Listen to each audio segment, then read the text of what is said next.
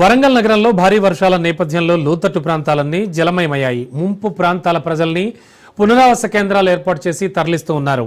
72 గంటల్లో భారీ వర్షాలు పడే అవకాశం ఉందన్న నేపథ్యంలో ముందస్తు జాగ్రత్తగా అధికారులు ప్రజల్ని అప్రమత్తం చేశారు. పునరావాస కేంద్రాల్లో ఉన్న ముంపు కాలనీ ప్రజలతో మా వరంగల్ ప్రతినిధి చంద్రశేఖర్ ఫేస్ టు ఫేస్ చూద్దాం.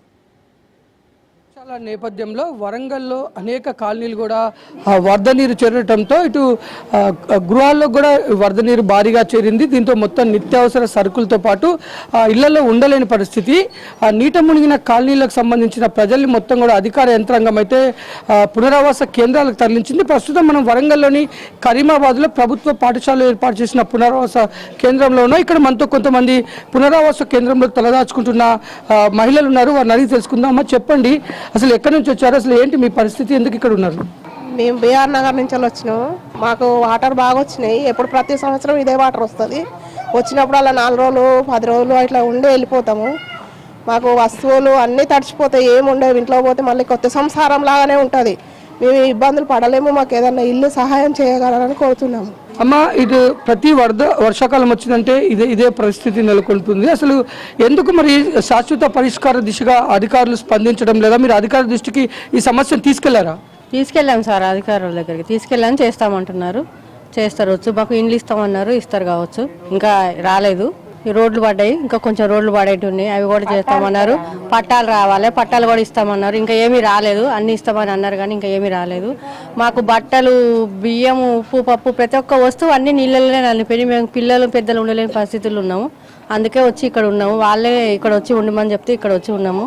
వాళ్ళే ఆహారము, తిండికి అన్నిటికీ సప్లై చేస్తారు. వాటర్ ఇట్లా అన్నీ. ప్రస్తుతానికి ఇక్కడ ఉంటున్నాం మేము. మాకైతే అన్ని ఇబ్బందులే ఉన్నాయి అక్కడ. చెప్పండి, అసలు ఎలా ఉంది ఇక్కడ ప్రభుత్వం ఏర్పాటు చేసిన పునరావాస కేంద్రాల్లో? ఇక్కడ మీకు అన్ని అవసరాలు మంచిగానే ఉన్నాయా? అసలు ఏంటి? మంచిగానే ఉన్నాయి సార్, అన్ని అవసరాలు మంచిగానే ఉన్నాయి, మంచిగానే పెడతారు. కానీ మాకు సైడ్ కాలువలు లేవు, మాకు పట్టాలు రాలేదు. మాకు ఇబ్బంది. సంవత్సరం ఇదే గోస. మాకు ఉప్పులు పప్పులు అన్ని బట్టలు గిట్టలు అన్నీ తడిసి టీవీలు ఫ్రిడ్జ్లు అన్నీ ఖరాబ్ అయిపోతాయి. ఇదే అవస్థ పడతాను సంవత్సరం. మాకు ఇబ్బంది అవుతుంది. వచ్చినప్పుడల్లా 10 రోజులు ఇట్లా ఉండు, 4-5 రోజులు ఉండి మాకు ఇట్లా పంపించుడు. ఇండ్లు కట్టియలేదు. అవి రావాలి సార్. మాకు ఇంత ఇబ్బంది ఉండేది. మాకు పట్టాలు ఇచ్చి ఇంత మట్టి పోసుకొని కొంచెం సాయం చేస్తే మేము కొద్దిగా ఇంత ఇబ్బంది మాకు ఉండదు సార్. 100 ఉండేటి వరకు ఇట్లా రావాల్సి వస్తుంది సార్. ఇటు వరంగల్లోని అనేక కాలనీలు కూడా భారీగా వరద నీరు చేరటంతో ప్రభుత్వం అయితే ముందస్తు చర్యల భాగంగా వీరందరినీ కూడా పునరావాస కేంద్రాలకు తరలించి వీరికి కావాల్సిన నిత్య అవసరాలైన ఆహారంతో పాటు ఇటు ఎమర్జెన్సీ మెడికల్ వైద్యం అందించేందుకు కూడా ఇక్కడ సిబ్బందిని ఉంచడం జరిగింది. మొత్తానికైతే వీరు ఒకటే డిమాండ్ చేస్తున్నారు, ప్రభుత్వం మమ్మల్ని స్పందించి మాకు ఆపదలో ఆదుకుంటుంది, కానీ మాకు సమస్యకి పరిష్కారం చూపెట్టాలి.